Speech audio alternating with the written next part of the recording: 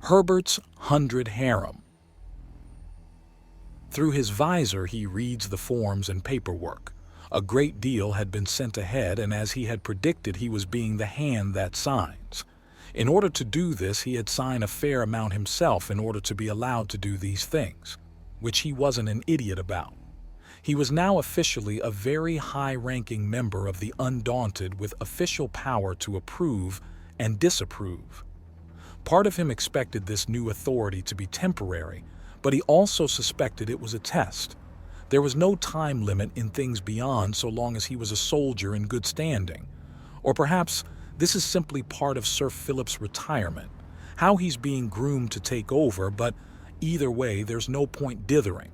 He has the authority. He has the authority to authorize legal decisions on behalf of the Undaunted, superseded only by the Admiral and his direct subordinates. This in fact made him his direct subordinates, which is why he's likely to receive a pay rise soon. If he's trusted with this, then he's a lot more valuable. His responsibilities grow. The contract itself is fairly straightforward and even contains a fair number of plans. He reads through the papers on things and quickly has a few questions to ask, but it's mostly legalized, which is all about being as thorough as possible. Meaning it's very self-referential, and once he has a few pages tagged, he can switch back to them over and over again with ease to breeze through things faster and faster without losing comprehension on things.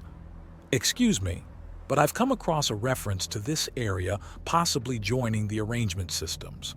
This would be outright crippling to a fair number of men in our employ, with only myself and a few others being exceptions to it.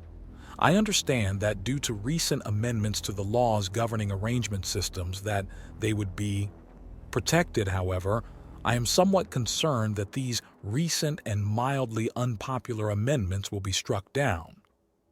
It was something that had been considered for a long time but has never come into place. We have had the option for over 1,000 years. The mayor assures him, and he raises an eyebrow. Really? It's just that there are tax incentives that have been long considered and would be of help, but they were also a fair danger to the Undaunted. There are only a very small handful of us who would not be detained in an arrangement system should the most recent amendments to those laws be overturned or struck down. I am maybe one of 5 individuals that would not be found in defiance of arrangement system laws and expectations.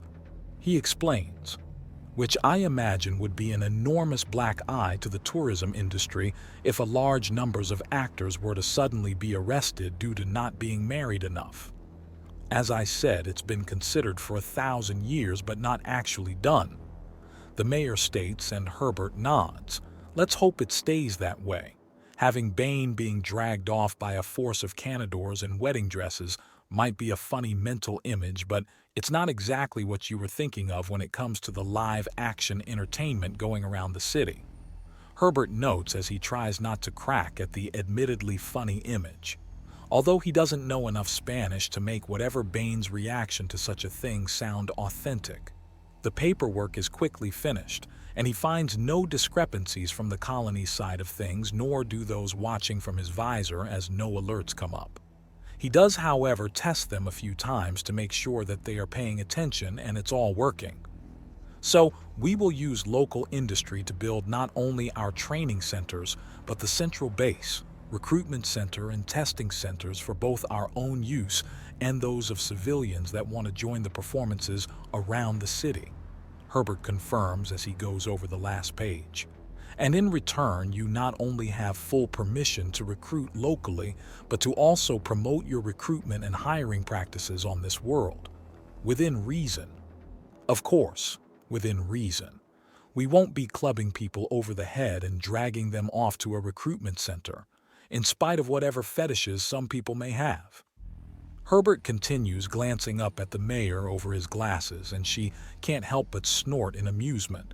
That's her guard lowered, and her general comfort around him raised.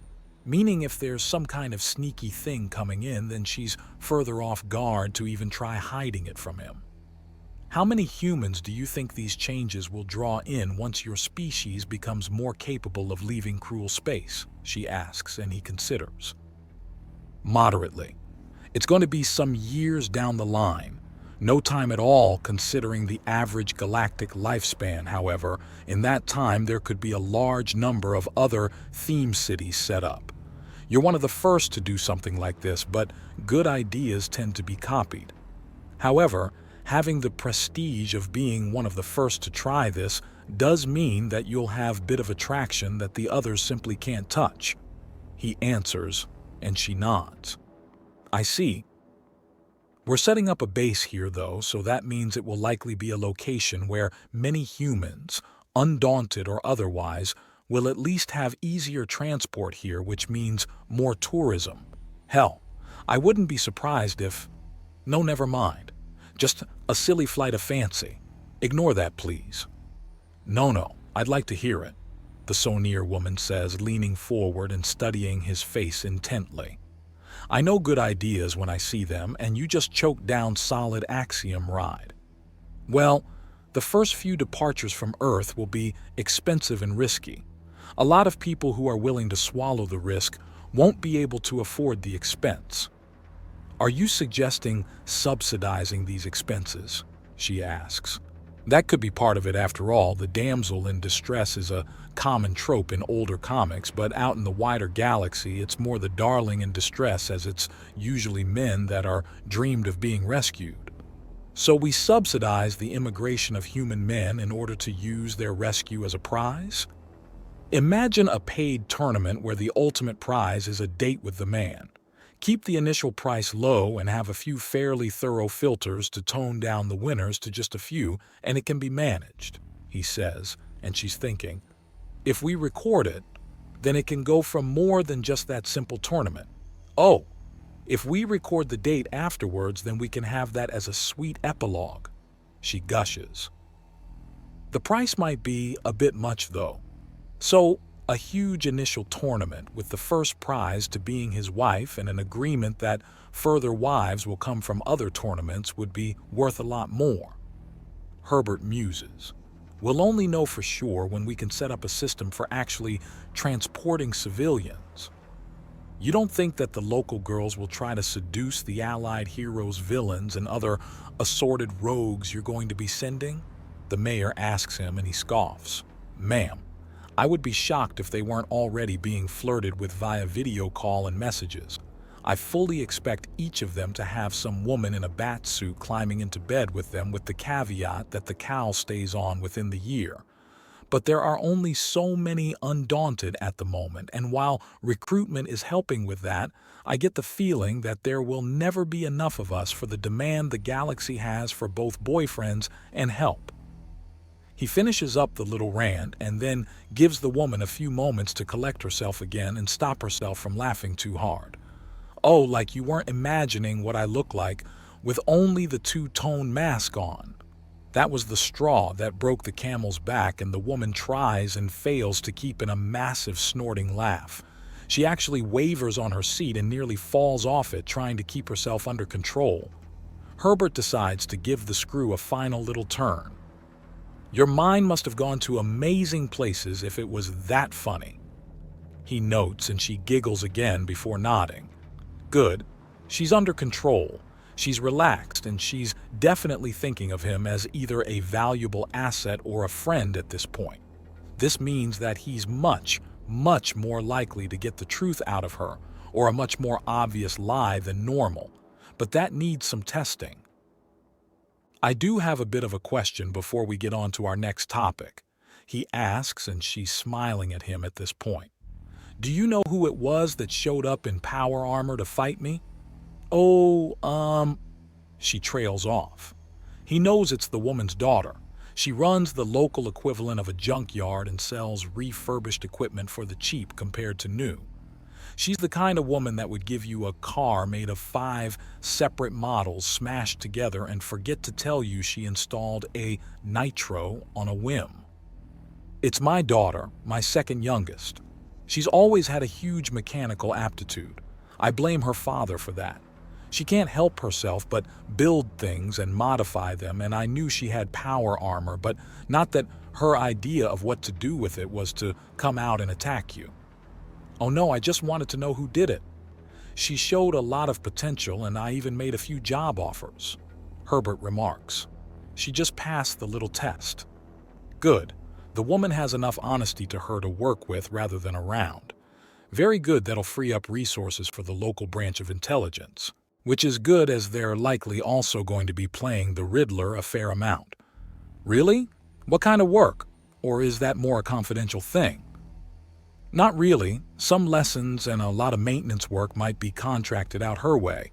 I expect we'll keep her busy and well paid. Especially if she wants to sell more power armor like that one she made. After all, if we're going to start recruiting from locals, then having a mechanic who's already skilled in repairing gear like that is going to be in high demand. Herbert assures her, and she smiles. That's a relief. I thought you might be upset that she showed up in power armor to a public performance. She notes, and he is upset, but he doesn't let it show. After all, he's here to make friends, not accuse people and seek vengeance. Besides, he got out alive and with barely more than a strained muscle. Besides, taking it lets him get both the mayor and a very skilled mechanic in his corner. Granted, manipulations like this weren't one-and-done deals. This was just one small favor that he'd use alongside a few thousand others. Once they built up to the point you had a gigantic list of them, you could actually start to use them. A huge favor is a life debt and grabs attention, but the person that's insanely reliable and just plain good to have around. You'll do them favors without even being asked or tallying it up. Having leverage over someone can be nice, but having them on your side is better. After all, you don't have to manipulate friends. They help simply because they're friends. It's outright ironic that to be really manipulative, you have to usually be really kind and exactly the opposite of what most people think of as manipulative. And that just goes to show that an amateur relies on blackmail and bribery. A professional makes you want to help them. Speaking of relief, it turns out this vacation may be a bit more of one than expected to my head wife Barizi. She's really the background type and refused to show me that she was exhausted. Grandmother Yzma has been helping with a lot more than our hunting abilities. Herbert says, it's a very safe topic, but one that sounds personal. Learning from your elders is to be expected. A head wife is normally at least a little stressed, and vacations are supposed to be relaxing. Giving extra context to them teaches no one anything, but also sounds like a confession. Oh, it can be like that. Most girls may want to be in control of the family a way a head wife is, but the sheer amount of work is exhausting. I was in the hot seat for a time, and it was more work than running this entire colony. The mayor confesses, and Herbert nods. I can imagine. A colony you can take a step back from, but with family. It's all personal and almost impossible to be impartial. Herbert sympathizes. Thankfully, grandmother's chosen to show Barizi the wonders of delegation, and that's going to take a load off. Oh, that should be interesting. It normally takes years for something like that to be figured out, the mayor notes. Unless helped by those older and wiser, Herbert counters. Unless helped by those older and wiser. She agrees, and for a moment they're completely in sync. They're not on first-name terms yet, but she's fully on his side, which means he's accomplished all three of his objectives with this meeting. Paperwork signed, local official evaluated, and positive relationship established. Job well done.